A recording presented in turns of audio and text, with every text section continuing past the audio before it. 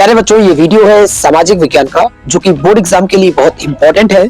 और इसमें मैं जितने भी पॉसिबल क्वेश्चन है जो कि बोर्ड एग्जाम में पूछे जा सकते हैं उनको भी एक्सप्लेन करूंगा। बस वीडियो को लास्ट तक देखिएगा। वीडियो अगर अच्छा लगे तो उसको शेयर भी कर दीजिएगा। पहला क्वेश्चन है कि फ्रांस में गणतंत्र की घोषणा किस वर्ष हुई?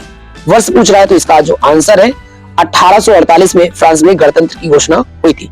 अब देखिए, मैं कुछ आपको ट्रिक बताता हूँ। ट्रिक ये है कि अगर 1848 में फ्रांस में गणतंत्र की घोषणा हुई थी तो 1948 में क्या हुआ था? 1948 में क्या हुआ था? तो इसका जो आंसर है बेटा, 1948 में श्रीलंका आजाद हुआ था। और ये क्वेश्चन याद रखिएगा, क्योंकि आपका सिविक्स का एक लेसन है, पहला लेसन है सत्ता की साझेदारी। वहां पे ये एमसीक्यू बन सकता है कि श्रीलंका किस वर्ष आजाद हुआ था। तो इतना याद रखिएगा कि फ्रांस में गणतंत्र की घोषणा जिस वर्ष हुई थी उसके 100 वर्षों बाद कौन आजाद हुआ था? श्रीलंका आजाद हुआ था। ठीक है, चलिए अगला क्वेश्चन है कि 1815 में क्या हुआ है? तो 1815 में वियना संधि हुई थी। क्या हुई थी? 1815 में वियना संधि हुई थी। तो 1915 में क्या हुआ था? तो 1915 में महात्मा गांधी जी भारत आए थे। कब आए थे? तो 9 जनवरी 1915 को महात्मा गांधी जी भारत आए थे। ठीक है, 1832 में क्या हुआ था? तो 1832 में कुस्तुनतुनिया की संधि हुई थी। तो 1932 में क्या हुआ था? तो 1932 में तीसरा गोलमेज सम्मेलन हुआ था। तीसरा गोलमेज सम्मेलन हुआ था और पूना पैक्ट हुआ था। क्या हुआ था? पूना पैक्ट हुआ था। तो इस तरीके से आप देख रहे हैं, डेट एक है और एक डेट से आप कितनी बातें याद कर पा रहे हैं। ठीक है, अच्छा 1886 में इसमें ऑप्शन दिया, तो 1986 में क्या हुआ था? तो 1986 में कोपरा, एक एक्ट है कोपरा कंज्यूमर प्रोटेक्शन एक्ट, जो कि 1986 में आया था। अब आपके लिए क्वेश्चन है कि उपभोक्ता संरक्षण दिवस किस दिन मनाया जाता है? इसको कमेंट करके बताइएगा। नेक्स्ट क्वेश्चन की तरफ बढ़ते हैं। मोस्ट इंपोर्टेंट क्वेश्चन है आपके लिए कि भारतीय राष्ट्रीय कांग्रेस की स्थापना किस वर्ष हुई थी? आईएनसी इसको बोलते हैं, इंडियन नेशनल कांग्रेस। ओके, इसकी स्थापना किस वर्ष हुई थी? तो इसका आंसर जो है 1885 में हुई थी। अब मैं आपको अन्य क्वेश्चन बता देता हूं। देखिए, इसमें दिया है 1999 में क्या हुआ था? तो 1999 में एक पार्टी है जिसका नाम है राष्ट्रवादी कांग्रेस पार्टी। राष्ट्रवादी कांग्रेस पार्टी की स्थापना हुई थी 1999 में। ठीक है, और इसका राष्ट्रवादी कांग्रेस पार्टी की जो चुनाव चिन्ह है बेटा, वो घड़ी है। देखो, कांग्रेस पार्टी, सिर्फ कांग्रेस पार्टी या भारतीय राष्ट्रीय कांग्रेस पार्टी का जो चुनाव चिन्ह है आपको पता है, हाथ का पंजा है। ठीक है, लेकिन जो राष्ट्रवादी कांग्रेस पार्टी जिसकी स्थापना 1999 में हुई थी, इसका चुनाव चिन्ह क्या है बेटा? तो घड़ी है, याद रखिएगा। ठीक है, अच्छा 1984 में क्या हुआ था? तो बेटा 1984 में आपने नाम सुना होगा बीएसपी का, बहुजन समाज पार्टी। ठीक है, इसकी स्थापना हुई थी, बीएसपी यानी बहुजन समाज पार्टी। और आपको इसका चुनाव चिन्ह पता है क्या है? हाथी। ठीक है, और मायावती जी इसकी प्रमुख लीडर है। ठीक है, अच्छा ये बताइए 1980 में क्या हुआ था? 1980 में आपने बीजेपी का नाम सुना है ना? बीजेपी, भारतीय जनता पार्टी, जी हाँ, इसी की स्थापना हुई थी। और इसका चुनाव चिन्ह आपको पता है, इसका चुनाव चिन्ह क्या है? इसका चुनाव चिन्ह है कमल, याद रखिएगा। ठीक है, मोदी जी इसी पार्टी से संबंध है, अमित शाह जी का इसी पार्टी से संबंध है। ठीक है, और बहुत सारे लीडर हैं बड़े बड़े।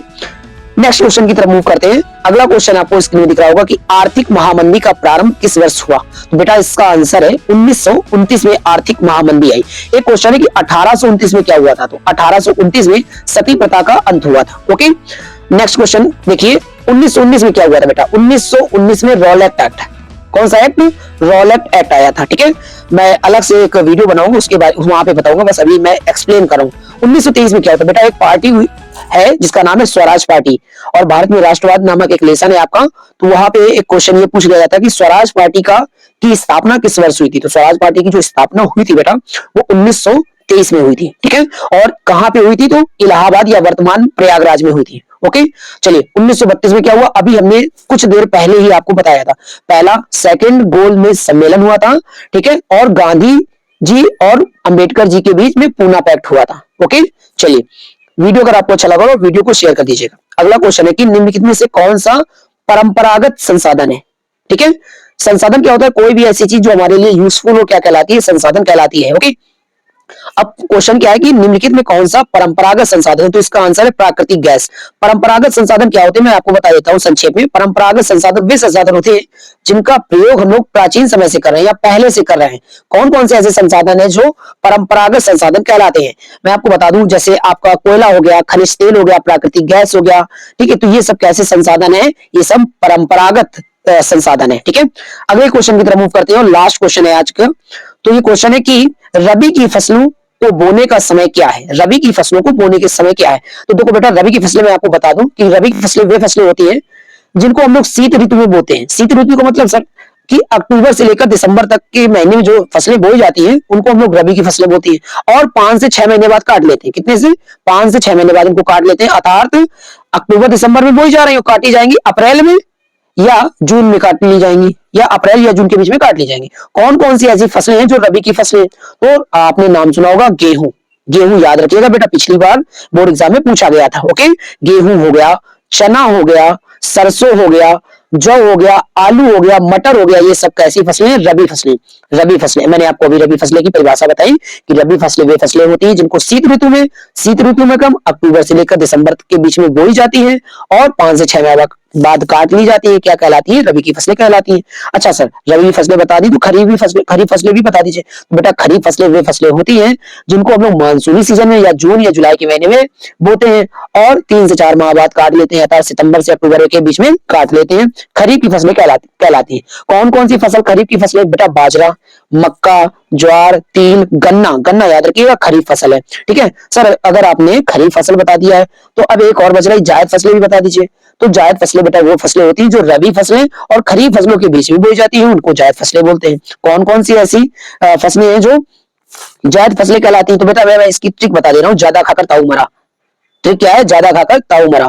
ठीक है, खीरा, ककड़ी, राई, तरबूज, ये सब कैसी फसलें हैं? तो ये सब खरीफ फसलें, माफ कीजिएगा, जायद की फसलें। ठीक है, वीडियो अच्छा लगा हो तो वीडियो को शेयर कर दीजिएगा और जो भी कुछ प्रॉब्लम आ रही है आप कमेंट करके भी बता सकते हैं। नोट्स बना लीजिएगा। जय हिंद, वंदे मातरम।